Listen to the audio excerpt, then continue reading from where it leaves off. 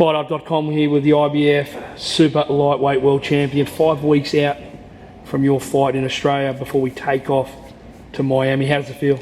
Feel good, feel unreal. Ready to defend the throne. Mate, you are no stranger to the big stage. You're no stranger to what's required in Puerto Rico. How do you feel, firstly, heading back and going back to where you were when you took the belt off Matias? Look, I'm super excited. Puerto Rico's a good country, beautiful people, and I'm excited to go back and defend the crown where I've got the opportunity to win it. So it's exciting, and hopefully win some more Puerto Rican fans after this one. I was just saying to Alfie, it's interesting to hear from a coach's point of view, but for you personally, you've got to go in the ring, obviously, but do you feel that you'll have the home ground advantage, even though you're not in Australia, but you've been there, you've got the respect of, firstly, the Matias' people who respect you so much, the 15,000 people that were in the arena. Does that psychologically play a very big factor in your favour? Look, honestly, I don't really fight for the fans. I shouldn't say it like that. I don't really let the pressure get to me of the fans. It's just the same job, same mindset for me. Tunnel vision on my opponent, and I just looking to get the job done and just keep certifying my name in the history books. But obviously, it's gonna feel better to have the support. What I'm getting at is, like, you're not going there for the first time. You've gone there. No, I will be a lot more comfortable. Correct. I agree. I've been there before. It'll be a bit more familiar this time around, and I'm just excited to get back there and get in the ring and do what I love best, and that's fight. Over the years, you've never really, and I'm going to get to this question, you've never been, and your opponent says that you are, but you've never been arrogant. You never disrespect other fighters. We've spoken off camera today about Regis, how you respect him.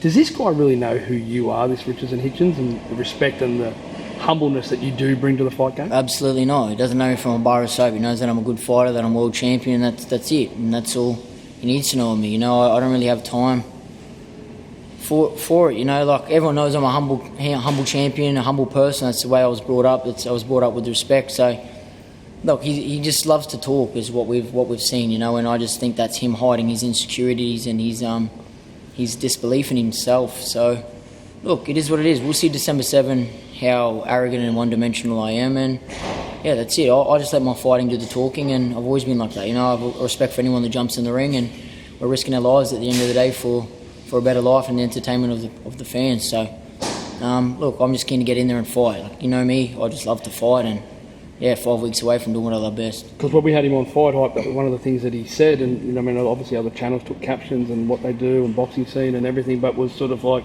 I don't know that Richardson Hitchens actually knows what Para's about. No, he doesn't know me, 100%. So everyone talks, let him talk, and he can have his own opinion. To be honest, I don't really mind. I'm staying in my lane, the same way I'm going my whole career is where I'm going now, and that's just cement my name at the top for a long time. Over the last 4 years, all fighters sort of see what other fighters do. Have you ever really paid much attention to this guy, or has he sort of just come out really the last year?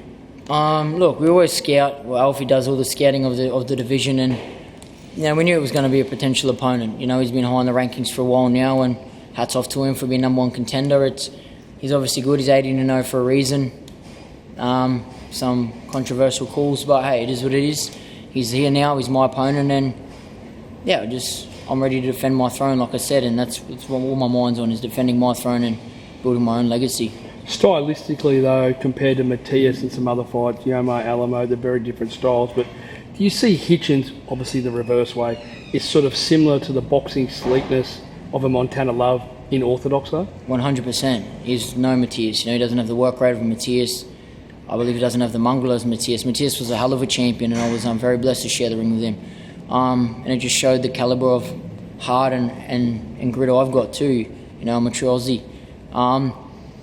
Look, it's going to be he doesn't like a fast-paced fight. We're going to bring the pace to him and just let him know early that he's in a dogfight, and I believe I'm going to take him to deep water and drown him. Montana, you stopped. You hurted him, you busted him up, you sent him to hospital.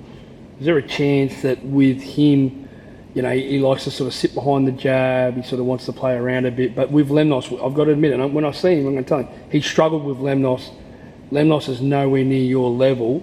Are you looking for the knockout? Look, we're just looking to get the job done by any means. look, if it comes, it comes. You know, I'm not going to look for the knockout, but anyone that knows that's been in there with me knows I'll punch hard. And it's Well, Montana found out. exactly the hard way. You know, he yapped before the fight too, saying he was going to do this and that, but because the different story in the bell rings, there's nowhere to hide, there's no mouth to hide behind. It's just me and him. So that's just the way it is. I'm just going to go in there, prepare like I do every other fight, 110%, and yeah, the target's locked on Hitchin's head, and God willing, I'll go in there with a dominating performance. So in saying that, we're just going to go in there going for the win. Knockout comes, it comes. I'm going to rattle off some names, and this is where, not being pro-Paro, but you've sort of kind of demizzled and dismissed their career. Brock Jarvis, Yomar Alamo, I know it was a close fight, you got the victory. Subriel Matias and Montana Love, the four of them have not been the same since they fought Liam Paro. What is the difference in you compared to the other guys that fought them, and why they're not the same anymore? You know, I mean, I'm not having a go at all four, but Matias, he left Matchroom, you know, I mean, he's back on a Puerto Rican show now. I hope he comes back and he's successful. Montana Love, we don't know if he'll ever fight again. Jarvis, domestic fighter, I know you knew he always was. And then obviously with Yomar Alamo, had a bad loss. Yeah. The way I look at it, they haven't been the same since they faced Liam Paro. Did you have you noticed that? Look, a little bit, you know, my team and that has mentioned that before with previous fights, even on the domestic level here, you know, a lot of guys retired after fighting me, so I don't know what it is, you know, I think they just realise that there's levels to this sport and that they might not match it at the very top level once they're in there with me, you know. I believe I'm sound in all aspects in boxing, you know, and we're just getting better and better every time, so I think a lot of people overlook me and then they realise once it's too late and they're in the ring that there's a lot more skill set, a lot more power, and I can adapt to anything in front of me. So it's a hard night in the office for anyone, and like I said, it just shows that I'm at that top level, and it might kill them on the inside that they know that it could never match it, and who knows, but you know, it is what it is. Like I said, it's no disrespect. I just keep moving forward, keep worrying about my life, my career, and setting myself up and my family.